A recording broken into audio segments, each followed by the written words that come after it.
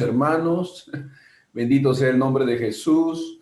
Como decía el hermano Pedro hace unos minutos, Dios nos ha dado la capacidad de sobreponernos a los sufrimientos, a los dolores, nos da consuelo, nos da fortaleza y eso nos anima a seguir adelante, alentándonos los unos a los otros, dice la Escritura, alentándonos los unos a los otros, ¿no?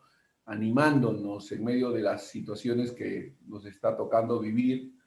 Realmente es increíble, hay muchas cosas que imposibles de ser presagiadas, imposible de poder haberlas previsto.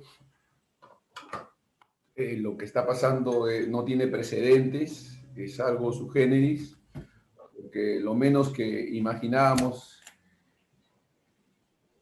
son las pérdidas que estamos sufriendo de seres amados, de seres queridos, entrañables amigos, familiares también, y impactante todo lo que nos está sucediendo, y algo Dios está haciendo que no comprendemos, pero que sabemos que finalmente es bueno, porque solamente Dios conoce todas las cosas, y Él sabe lo que es bueno, Él es bueno en esencia, y nos corresponde en momentos como estos solo confiar, aun cuando las situaciones que se den sean las más trágicas, las más terribles, las pérdidas más altísimas, aun cuando así pase, como dice la Escritura, mas el justo por la fe vivirá. En esta oportunidad, hermanos, vamos a estar tratando un tema que tiene que ver con la verdad. La verdad. La verdad, por supuesto, absoluta, la verdad plena, la verdad total. Nosotros sabemos de cómo el humanismo, el materialismo, ha cuestionado la verdad, ha relativizado la verdad y ha hecho que desafortunadamente muchos creyentes, muchos hermanos en Cristo, tengan la idea de que todo es relativo. Hay un lenguaje inclusive adquirido por muchos cristianos, en el que, por ejemplo, una expresión que tiene que ver con el mundo y no con lo que la Escritura enseña es, cada uno tiene su propia doctrina. Bueno, tú crees así, yo creo así, bueno, cada uno que crea lo que crea, pues, ¿no? Cada uno tiene libertad para creer lo que quiera, dicen, ¿no? Eso es relativizar la verdad. No pueden haber varias verdades, hay solamente una. Y el absolutismo que tiene la verdad trascendental, es fundamental. En realidad, para poder entender la verdad absoluta o verdad universal, debemos comenzar por definir lo que es la verdad. La verdad, según la definición que el diccionario nos da, viene así: es la conformidad con los hechos o realidades, una declaración probada de ser aceptada como verdadera. Aceptada como verdadera. Ustedes saben que hay algunas personas hoy día que dirían que no existe una realidad verdadera, solo percepciones y opiniones. Por otra parte, otros argumentan que debe haber alguna realidad o verdad absoluta. Un punto de vista dice que no existen absolutos que definan la realidad. Aquellos que sostienen esta opinión creen que todo es relativo y por lo tanto no existe la realidad verdadera. Por esa razón, finalmente no hay absolutos morales ni una autoridad que decida si una acción es positiva o negativa. He escuchado no muy lejanos días decir que, pero ¿quién nos puede decir lo que es bueno, lo que es malo, no? ¿Quién eres tú, no? Dice, ¿no? O sea, todo es relativo, dice, ¿no? Entonces el conocimiento del bien y del mal no están definidos. Este punto de vista que algunos sugieren y que algunos mantienen y defienden y por eso se rigen, eh, nos conduce a la ética situacional. O sea, ¿qué es ético?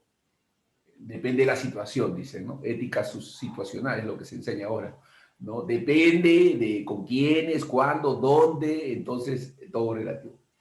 La creencia de que es bueno o malo es relativo a la situación, a la situación. Ese es el argumento o la presentación o la presuposición que el mundo manifiesta. No hay bien o mal.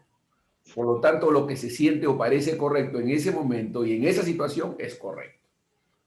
Por supuesto, la ética situacional conduce a una mentalidad y estilo de vida subjetiva, de hacer lo que uno sienta que está bien o que tiene un efecto devastador en sociedades e individuos.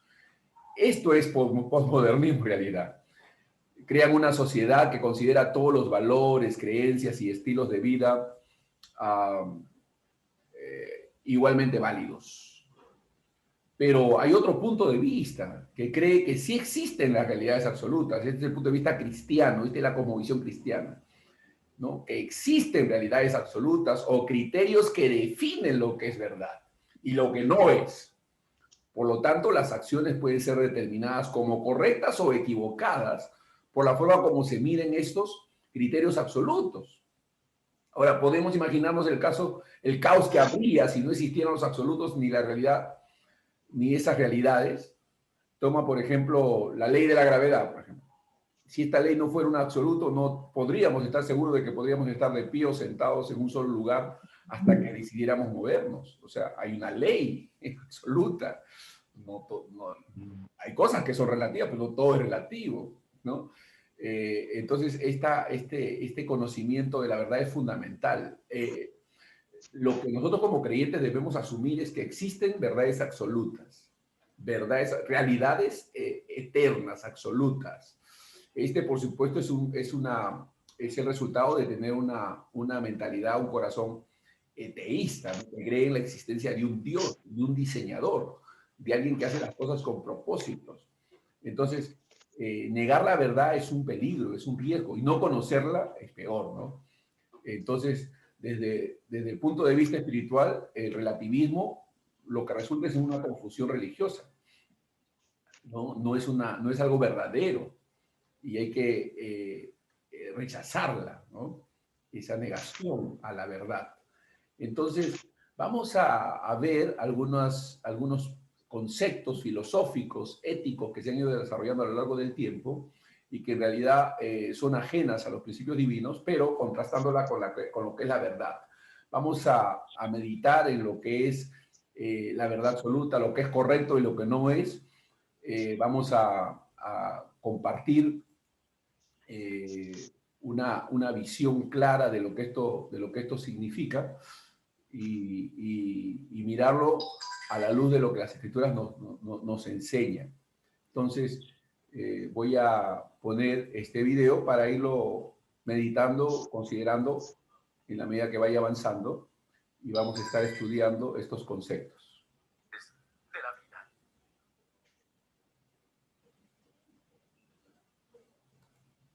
¿Saben qué es esto? Sí, bien, es raro para un estadounidense reconocerlo, porque un estadounidense típico y despistado, cuando vino esa moda del cricket, no tenía ninguna idea de qué se trataba. No tenía sentido para mí. Cada vez que veía un juego de cricket en la televisión me parecía raro. ¿Qué hacen esos jugadores corriendo hacia atrás y hacia adelante? ¿De qué se trata todo eso? Bien, no hace mucho tuve el privilegio en Australia de ir a un encuentro de cricket importante. Y a mi izquierda se sentó un amigo sudafricano y a mi derecha un amigo australiano. Y ellos se tomaron la molestia y el tiempo para explicarme las verdades universales del cricket. Y adivinen qué, Omar, todo tuvo sentido. Todo tuvo sentido para mí. Cuando entiendes las universales de lo que está pasando, las particularidades, de pronto todo cae en su lugar. Los filósofos creyeron que si tuviéramos la habilidad De poner esos detalles juntos podríamos ser capaces de descubrir las verdades universales de vida. ¿Por qué existo? ¿De dónde vinimos? Y esa fue la búsqueda filosófica. Eso fue el santo grial. Esa búsqueda y la guerra de cómo se llega a las verdades universales fueron capturadas en esta pintura increíble de Rafael. El año pasado tuve el privilegio de estar en la Ciudad del Vaticano, en la galería, viendo una pintura de Rafael. Es algo absolutamente fenomenal. Pero la pintura de Rafael me interesaba, no solo por su belleza increíble. La llamamos la Escuela de Atenas, él nunca la llamó así, pero así la han etiquetado ahora. Pero me interesó más porque en ella él había representado el dilema filosófico. Si ustedes miran el centro de la pintura, verán dos figuras. A la derecha, a la izquierda de ustedes, está Platón. A la izquierda de Platón está Aristóteles. Platón apunta hacia arriba y Aristóteles hacia abajo. Porque esa fue la lucha, la batalla acerca de dónde encontrar estas verdades universales, dónde encontrar las respuestas a estas preguntas de vida. Platón creyó que se tenía que empezar con los ideales de nivel superior. Era acertado, solo que no supo conseguirlos. Aristóteles no, para él lo único que tenemos son las particularidades. Y debemos empezar con ello, así que Rafael capturó este dilema filosófico. El problema es que ambos, Platón y Aristóteles, trataban de encontrarlos en el cubo. Viendo en los rincones, mirando en las orillas, Platón busca los ideales. Aristóteles trata de juntar todos los detalles para vislumbrar las verdades universales. Eso fue el dilema. Y ha sido el dilema filosófico desde el principio hasta nuestros días. ¿Por qué? Porque los filósofos se cierran a la fuente de esa verdad universal. Lo que está diciendo nuestro hermano Tucker es que la verdad, aunque debe ser buscada, no debe ser buscada en nosotros mismos o en el cubo. Él le llama el cubo a buscar en nosotros, dentro de nosotros y no fuera de nosotros, ¿no? Él dice, Aristóteles, Platón, todos estos filósofos estuvieron tratando de descifrar, de buscar, de encontrar la verdad, pero se enfocaron en el cubo, en la creación y no en el creador, no buscaron en la fuente fuera de ellos mismos. Y eso es para entender la verdad. La verdad no está en nosotros, ¿no? La verdad no está en nosotros, está en la Escritura, está en la palabra de Dios, está en lo que Dios dice, no en lo que nosotros decimos o afirmamos, no en lo que la palabra de Dios dice. Esa es nuestra máxima autoridad y nuestra autoridad absoluta, es lo que está comunicándonos el cielo. Y hay este inmenso espacio entre las particularidades y lo que son las verdades universales. Así que, ¿cómo hallar las verdades universales? ¿Cómo encontramos las respuestas a esas preguntas? ¿Por qué estoy aquí? ¿Cuál es el propósito de la vida? ¿Tiene significado mi existencia? ¿Reconocen a este hombre? Leonardo da Vinci. Él creyó que podría encontrar esas verdades universales. Hubo una época en que las matemáticas reinaban. Hubo una época en que creíamos que esas verdades se encontrarían por fórmulas matemáticas. Él no las encontró así. Así que él buscó en la ciencia y no pudo encontrarlas. Entonces buscó en el arte y tampoco pudo encontrarlas, porque él estaba buscando en el cubo. Él acabó como la mayoría de los filósofos, desanimado, deprimido, cayendo en su búsqueda del santo grial, de la filosofía, las verdades universales. Pero ¿no es interesante? Piensen sobre lo que Dios ha hecho por nosotros. El enfoque del mundo es tratar de hallar las universales desde las particularidades. ¿Pero qué ha hecho Dios? Y siempre se debería preguntar qué es lo opuesto a eso. Dios nos ha dado las universales para que nosotros quizás entendamos las particularidades. No tenemos que ir a cazar las respuestas a esas preguntas. Él nos las ha dado. Y por ende podemos vivir en este mundo. Y tienen sentido las particularidades que nos rodean. Sin Dios, cuando nos aislamos y alejamos de Él, podemos caer en nociones realmente insanas. Echen un vistazo a lo que sucede en el área de la filosofía cuando dejamos a Dios fuera de la ecuación. Venimos con toda clase de opiniones filosóficas, opiniones que se contradicen a sí mismas. Materia es la única realidad, no las ideas son la única realidad. La sabiduría viene de allí, no el conocimiento viene de allí. No, la inteligencia viene de allí. Bien, no hay conocimiento. Todos ellos son huecos e ilusorios porque se han cerrado ellos mismos a la única fuente de la verdad universal que están buscando. Cuando yo iba a la Universidad Estatal de Kansas, asistí a una clase de filosofía, mi primera clase de filosofía. Y nunca la olvidaré. Me senté en la primera fila. Mi silla estaba al final. Y el profesor de filosofía, en su disertación, comenzó a explicarnos una filosofía que empieza sin Dios. El profesor me miró y dijo: Señor, usted ni siquiera sabe si la silla en la que está sentado es verdaderamente real. Bueno, de inmediato toqué mi silla. Y él dijo: pero usted ni siquiera sabe si los dedos de sus manos son reales. Wow, qué tal necedad. Y me recuerdo mirando mis dedos. Yo solo era un campesino de Idaho. Y mirando alrededor del aula dije: estoy pagando por esto. Es vacía y engañosa esa filosofía. ¿A dónde nos conduce? ¿A dónde nos llevará?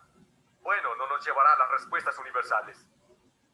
Nos llevará a la depresión, al desánimo, a la desesperación y a la soledad. Usted no sabe si la silla en la que está sentado es en verdad real. Cuán insensato. Cuán tonto. Eso solo nos conduce a una filosofía que ha capturado nuestra cultura y sigue capturando nuestra cultura. El posmodernismo. Posmodernismo que al final solo nos dice que no hay verdad. Pero saben que no pueden vivir en un mundo como ese. No se puede vivir en un mundo que niega la verdad, para el que no hay verdad absoluta. Que su verdad y mi verdad pueden ser opuestas y ambas ser ciertas. Ravi tiene una gran historia que habla respecto a lo que pasa al tratar de vivir, al tratar de emparejar su filosofía con la realidad. Hace tiempo hablaba en la Universidad del Estado de Ohio y fui invitado a ver el Centro de las Artes Wexner. Y querían que yo lo viera y me pregunté el por qué. Y cuando iba hacia ese edificio me dije: ¿de qué se trata esta edificación? Bien, hay escaleras que no van a ningún lado, hay columnas que no tienen ningún propósito. Y el que me guiaba me dijo: este es el primer edificio postmodernista del país. Y el arquitecto dijo: si la vida misma no tiene propósito, ¿por qué nuestros edificios deben tener algún diseño o propósito? Así que lo construyó al azar, sin ningún propósito. Le tengo una pregunta. Él dijo: ¿cuál es? Dije: ¿hizo lo mismo con los cimientos? ¿Cuál suponen que fue la respuesta? No se puede hacer eso con los cimientos. En otras palabras, solo se está jugando un juego aquí. escaleras que no van a ningún lado, pilares que no tienen propósito. Solo están jugando un juego porque no se puede vivir en un mundo irreal e insano. Pero es ahí donde la filosofía nos ha tomado. Cuando uno se aparta de Dios es con lo que uno se queda. El necio dice en su corazón, no hay Dios. Bien, hay algunas serias implicaciones éticas que vienen como resultado de esto. ¿Cómo contesta usted a la pregunta, qué está bien y qué está mal? Si empieza con esta clase de filosofía, si solo empieza con nada más que el cubo cósmico, y si usted y yo solo somos un accidente natural cósmico en el cubo, entonces ¿cómo contestar a la pregunta qué está bien y qué está mal? ¿Hay algo que usted pueda hacer que no sea natural si es un producto de la materia en el cubo? No. Porque si hace algo que no es natural, ¿de dónde viene eso? No puede venir de fuera del cubo, no hay nada fuera del cubo. Contestar la pregunta qué está bien y qué está mal ahora se ha vuelto uno de los problemas fundamentales asociados con una cultura que le ha dado la espalda a Dios. Lo que está diciendo, amados hermanos, es que ¿cómo podemos determinar qué es bueno o qué es malo sin Dios?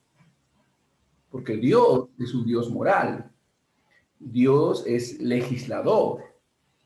Entonces, sin Dios, en una cultura atea, agnóstica, materialista, donde Dios no está presente, la medida de lo que es bueno y malo no existe.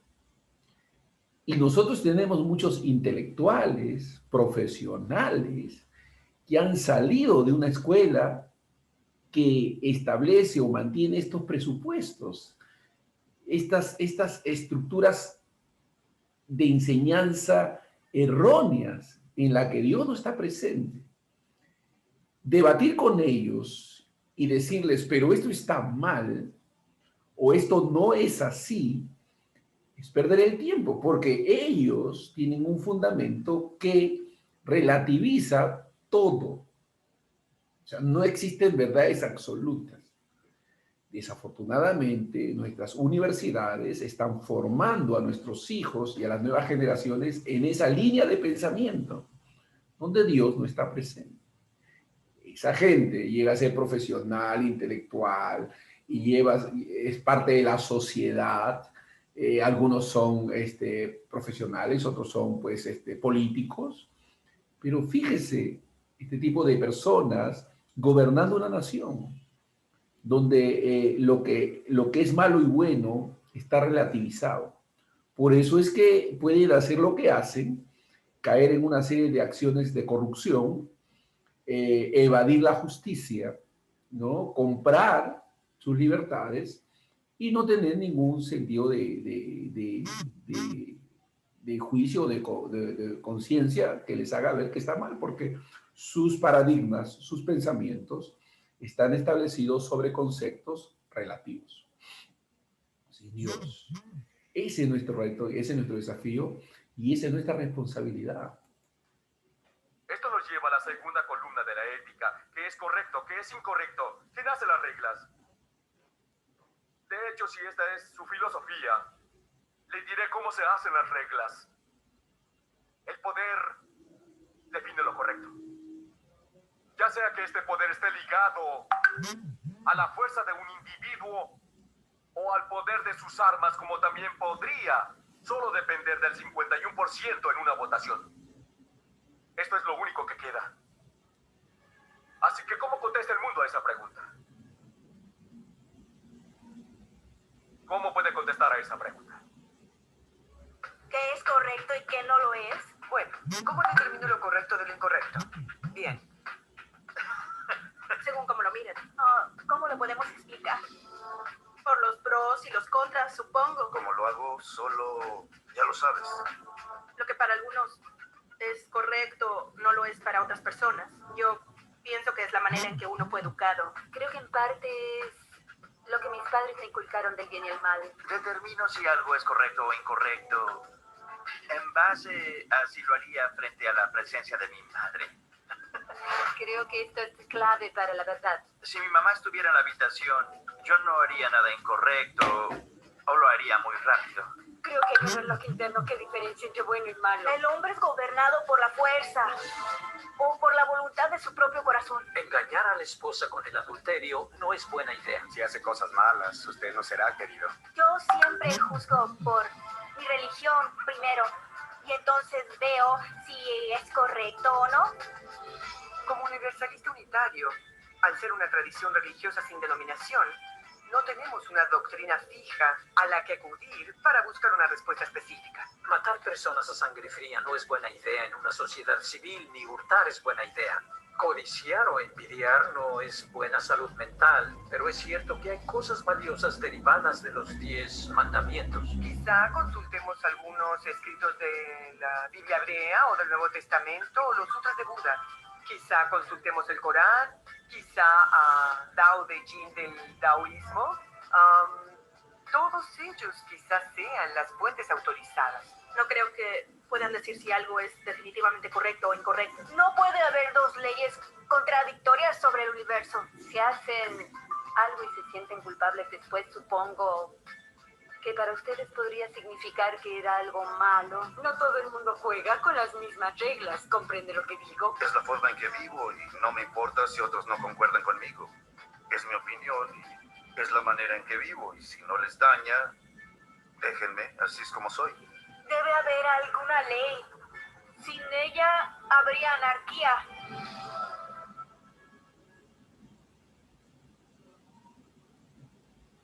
No sabemos cómo contestar esta pregunta sin tener a Dios. Estamos cayendo en una posición simplemente utilitarista, en alguna decisión pragmática. Algo que simplemente diga, bien, si es lo mejor para la sociedad, entonces es lo correcto. ¿Qué hay de la minoría? ¿Cuándo se empezará a hacer lo correcto? Usted encontrará muchas personas oprimidas y abrumadas sin Dios. Así que ¿a dónde volteamos? ¿A qué miramos? Deberíamos saber la respuesta. En el cubo. Bueno, eso es lo que el mundo hace. Quiere buscar dentro del cubo. ¿Y nosotros a dónde vamos? A Dios. A Dios. Recuerden, básicamente es la máxima fuente de la verdad. Ahora, volvamos a Platón por un segundo. Platón hizo una pregunta interesante. Y su pregunta fue, ¿un acto es correcto porque Dios lo quiere, es decir, simplemente porque Dios lo dijo? ¿O Dios supo que era justo y Él nos habló de ello? ¿Cuál es la respuesta a la pregunta de Platón? ¿A o B? Ambas. Ambas. Andy dice una respuesta política. Si decimos que es justo porque Dios sabía de ello, eso implica que sabía acerca de algo externo a Él mismo.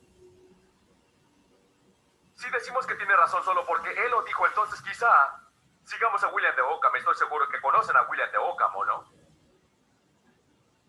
En los 300, William de Ockham dijo, lo que sea que Dios desee debe hacerse simplemente porque Él lo dice. Si Dios lo hubiera querido, Él podría haber ordenado al hombre a obedecer lo opuesto a los 10 mandamientos. Aún ahora, Él podría rescindir esas leyes y querer sus opuestos. ¿Creen que eso es verdad? No. ¿Por qué no? Significa que Dios podría... Significa que podría cambiar y Él es inmutable. Supongan que estando Dios en el cielo, sacó una moneda. ¿Alguien trae una moneda? Nadie tiene dinero aquí. Ah, William tiene una. ¿Me la prestas? Sí, señor. Te lo agradezco mucho. No hay de qué. Supongamos que Dios estaba en el cielo. Y Él dijo, ¿saben que estos humanos necesitan algunas reglas? Les daré 10. Y Él tenía unas monedas.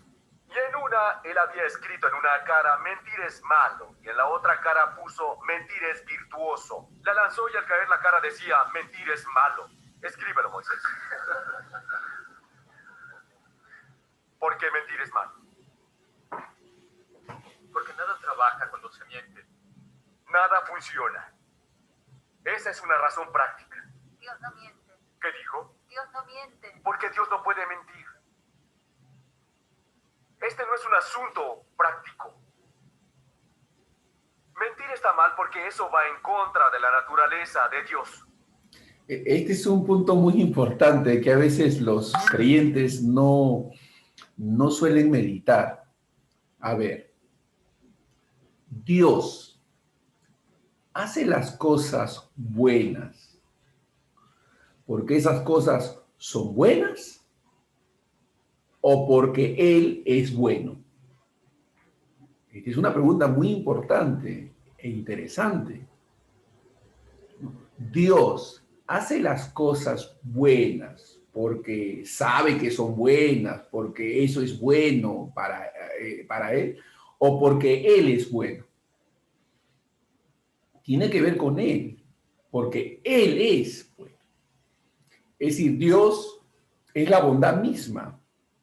Dios es la verdad misma. Todo lo que emana de Dios es verdad. La verdad, en el caso nuestro, es algo fuera de nosotros.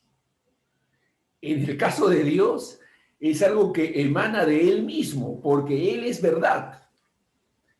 Entonces, la verdad, en nuestro caso, no puede ser buscada en nosotros, porque la verdad es externa a nosotros.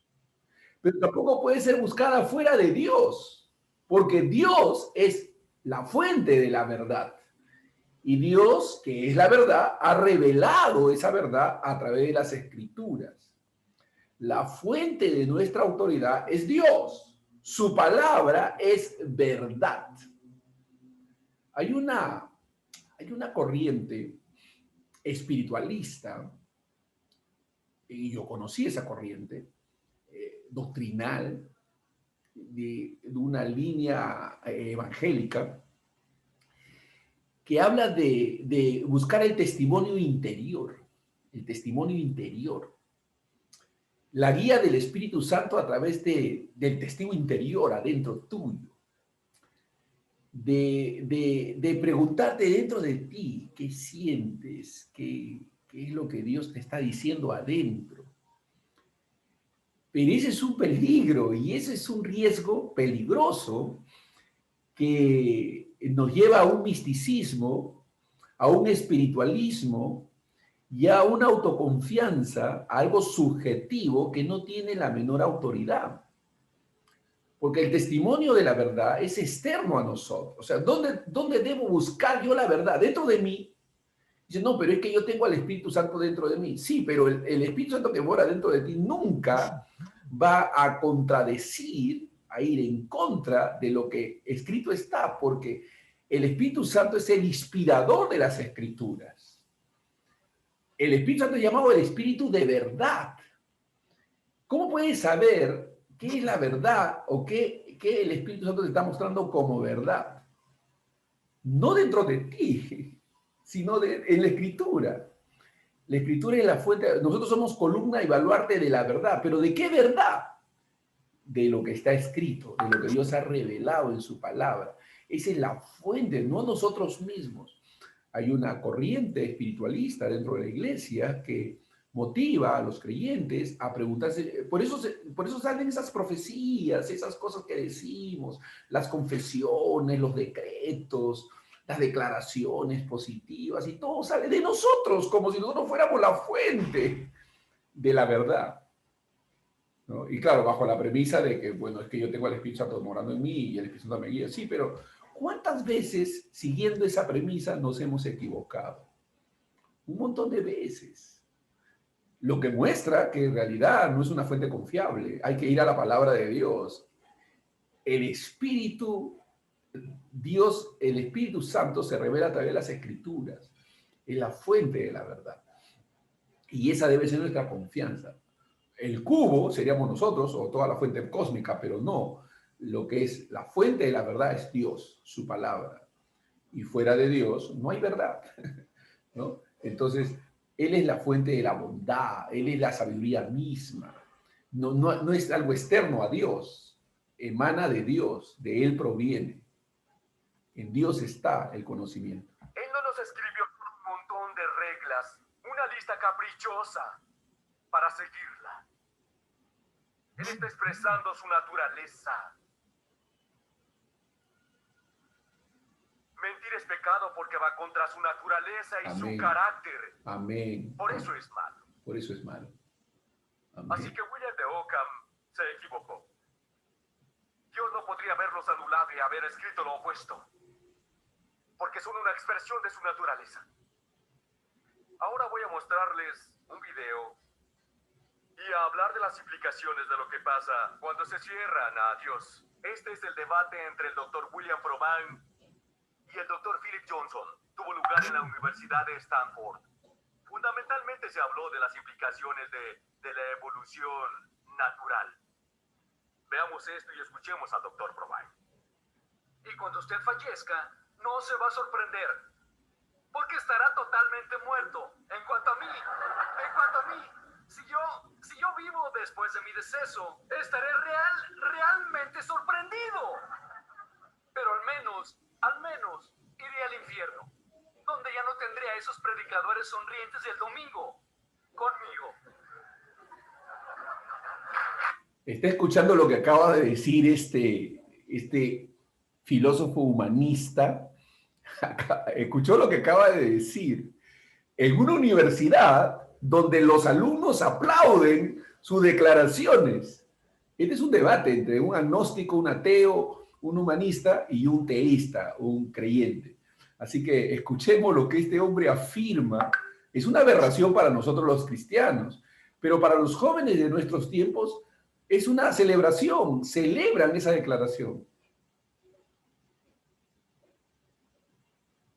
Los predicadores sonrientes del domingo, porque estará totalmente muerto. De la evolución natural. Veamos esto y escuchemos al Dr. Froban. Y cuando usted fallezca, no se va a sorprender, porque estará totalmente muerto. En cuanto a mí, si yo vivo después de mi deceso, estaré realmente sorprendido. Pero al menos, iré al infierno, donde ya no tendré a esos predicadores sonrientes del domingo conmigo. Wow. Los alumnos están aplaudiendo. Permítanme resumir mi visión de lo que la moderna biología evolucionaria nos dice fuerte y claro. Y debo decir que básicamente son las perspectivas de Darwin. No hay dioses ni fuerzas con un propósito de cualquier clase. No hay vida después de la muerte. Cuando muera, estoy absolutamente seguro que estaré definitivamente muerto. Eso es todo. Eso va a ser el final de mi vida. No hay un fundamento definitivo para la ética, ni un significado definitivo de la vida, ni libre albedrío para los humanos. ¡Qué idea tan incomprensible! Pero esto es lo El que humanismo enseña. cristiano tiene mucho que ganar con eso. Es algo cálido, gentil en muchas formas. Puede ser que no para personas que son un tanto diferentes, pero eso está bien. Si eres homosexual, eso no es muy popular entre muchos cristianos, pero como sea, dejemos eso de lado y vamos a ver lo bueno del humanismo cristiano. La parte mala es que tienes que suspender tu mente racional. Y esa parte es en serio enojosa. Ahora, el humanismo ateo tiene la ventaja de encajar con las mentes racionales que tratan de entender el mundo, pero con la desventaja de tener muy poca herencia cultural. Y ese es un verdadero problema. Y la pregunta es, ¿puede el humanismo ateo ofrecernos lo suficiente? Claro, seguro, puede darle satisfacción intelectual. Tendré muchísimo más satisfacción intelectual, ya que no tengo que creer los cuentos de hadas que creía cuando era niño. Así que la vida puede no tener un significado definitivo, pero de seguro puede tener muchos significados aproximados. No es difícil renunciar al libre albedrío, porque es una idea muy destructiva para la sociedad. Y desde que sabemos que no vamos a vivir después de morir, no hay recompensa por sufrir en este mundo. Es decir, se vive y se muere. Y finalmente no hay ninguna razón existente por la cual la ética no pueda ser firme sin tener bases absolutas. De acuerdo. No hay una base firme para la ética. El Dr. Froban no habla de una forma hipotética. Él va derecho al grano. Estas son las implicaciones de lo que pasa cuando empezamos con un cubo sin Dios. No hay una base firme para la ética. No hay un significado firme en la vida. Pero él no puede vivir de esa forma. Entonces, ¿qué dice de la ética? Aunque no haya una base firme. ¿Puede ser vigorosa? Puede ser vigorosa. Y aunque no hay significado en la vida, un significado absoluto, ¿de qué se vale él? Un significado aproximado. Exactamente. Tiene que hacerlo. No se puede vivir en esa clase de mundo. Sin dioses o fuerzas con propósito, sin fundamentos absolutos para la ética, sin libre albedrío, sin vida después de la muerte, sin significado absoluto en la vida, en un cubo estéril. Son respuestas tristes a preguntas cruciales. El doctor Sproul nos da un indicio de lo que sucede cuando usted vive en esa clase de mundo filosófico. A mis discípulos en el seminario a menudo les hablo sobre la crisis de la ética en nuestros días debido a un cambio gramatical que pareciera insignificante, pero que es profundo. Históricamente había una distinción entre moralidad y ética. La moralidad era el estudio de las costumbres, de cómo la gente se comporta en una sociedad o una cultura dada. La ética busca ethos, lo trascendente, una norma estándar para la conducta humana. En pocas palabras, la moral usa el es del verbo ser. Esto es lo que es. La ética usa la palabra debe, de acuerdo, pero esa distinción se ha diluido en nuestros días y la gente usa los términos moral y ética como sinónimos, y eso lleva a lo que llamo la moral estadística. Cuando miramos alrededor y vemos que la moral de una nación es lo que el pueblo hace, cuántos hombres engañan a sus esposas, cuántas parejas se han divorciado y todo esto, sumamos las estadísticas y si el 51% de la población lo hace, es normal. Si es normal, es bueno, porque lo bueno es determinado por lo que es antes de por lo que debería ser. Y en ese sentido existe una crisis de la pérdida de todo el concepto de ética. ¿Entiende por qué estamos tan obsesionados con las estadísticas y encuestas hoy? Es la manera de tratar de entender lo correcto e incorrecto y así lo encuestamos todo para averiguar lo que está haciendo la gente y poder determinar lo correcto e incorrecto. Están escuchando sobre las encuestas. Creíble, ¿no? O sea, las encuestas suelen direccionar, establecer qué es lo que la mayoría quiere. Y si la mayoría quiere, entonces es lo mejor. Es una premisa equivocada, es aberrante, pero es como el mundo se rige. No debería ser como nos regimos nosotros los cristianos, los hijos de Dios. Para nosotros lo que debe ser determinante es lo que dice Dios, lo que dice su palabra. Ni siquiera es lo que yo pienso, creo o imagino, es lo que Dios dice en su palabra. Y yo debo someterme a lo que dice la palabra de Dios. En una de las instrucciones que damos en los seminarios bíblicos es, si tienes una experiencia real, pero esta contradice la escritura, la palabra de Dios, ¿a qué le vas a hacer caso? ¿A tu experiencia, por muy real que sea, o a lo que está escrito, que es la verdad? Definitivamente, si eres un hombre de fe, un hombre de creencias firmes, tú vas a aceptar lo que dice Dios y vas a rechazar tu propia experiencia, aun cuando haya sido muy real, porque son realidades engañosas. Pero aquí lo real, lo verdadero, lo realmente trascendental es lo que Dios dice y no lo que el hombre imagina. Porque hay manifestaciones engañosas, hay señales engañosas que no debemos seguir. Si encontramos que la palabra de Dios se opone a determinadas experiencias que podamos haber tenido, vamos a rechazar esa experiencia y vamos a aceptar sumisamente lo que la palabra de Dios dice, porque la palabra es verdad. Porque lo que Dios dice es verdad, ¿no? Y Dios nos va a ayudar para poder entender esa realidad, esa verdad, y poder tener una comprensión, ¿no?, de lo que Dios ha dicho. Entonces, pero esto se aprende con la madurez, con el desarrollo, con el crecimiento, con la renovación de la mente. Se va aprendiendo a confiar más en lo que Dios dice que en lo que podamos estar experimentando. Vamos, si ponemos un ejemplo particular, coyuntural, diríamos, oye, estoy viendo que pastores, hermanos, fieles están muriendo y que, bueno, y que familias están sufriendo, pero ¿no dice la Biblia que Dios es bueno? Bueno, a ver, ¿Qué vas a creer? ¿Lo que estás viendo, lo que estás experimentando, lo que estás palpando o lo que la Biblia dice? Porque Dios es bueno. Dios sabe lo que hace, Dios tiene el control, Dios es soberano, Dios es sabio, Dios tiene propósitos, decretos establecidos y todo está siendo llevado hacia la consumación de esos decretos, de esos propósitos. ¿Qué nos confiere a nosotros? Confiar. Amén, Señor. Yo no entiendo, no estoy entendiendo, pero yo sé que tú eres bueno, que tu bondad es absoluta, tu verdad es absoluta, tus propósitos son absolutos. Vamos a confiar. Porque así la Biblia no es lo que dicen los predicadores, lo que dicen los maestros, no, es lo que la Biblia nos dice, nos muestra. La revelación del carácter de Dios está claramente explicada y manifestada en las Escrituras. Está tanto implícito como explícito en las Escrituras. Entonces, nos corresponde a nosotros. Pero no solamente por ser creyentes, sino también transmitirlo a aquellos que no lo son, para que puedan tener una visión distinta de las cosas que están viendo, una cosmovisión cristiana, ¿no? Una cosmovisión cristiana, una cosmovisión moral, ética, una cosmovisión en la que hay respeto por verdades absolutas, por un Dios creador, diseñador, sabio. Esas son las verdades que nosotros tenemos que abrazar y en las cuales debemos estar fundamentados. Así determinamos lo bueno y lo malo. Les diré que eso lleva a unos horribles y feos resultados.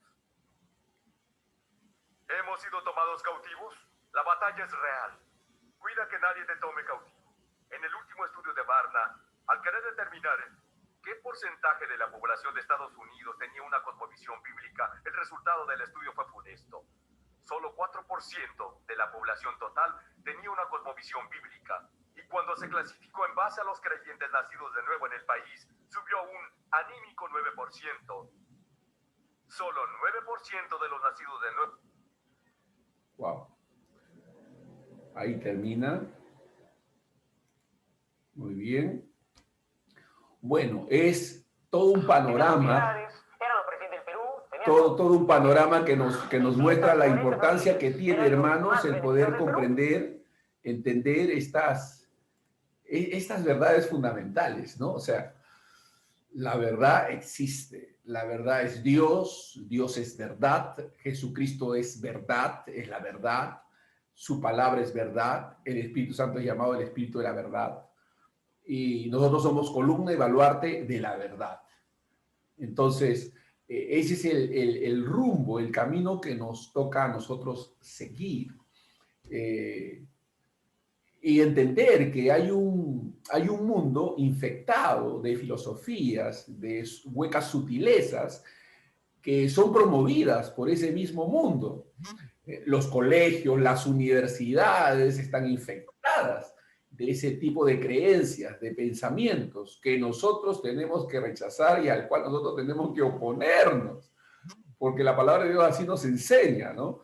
Y se dan cuenta de que, aunque este es un video tomado de los años 90, sin embargo, fíjense cómo se aplica a la realidad, ¿no? Cómo es claro que así es, porque son verdades absolutas, porque siempre tenemos que estar enfrentando el error, ¿no? Y nos toca enfrentar una serie de creencias equivocadas que en realidad no tienen ningún fundamento escritural, pero tenemos que aprender a caminar en ellas. Entonces, esta es la verdad de Dios para nosotros.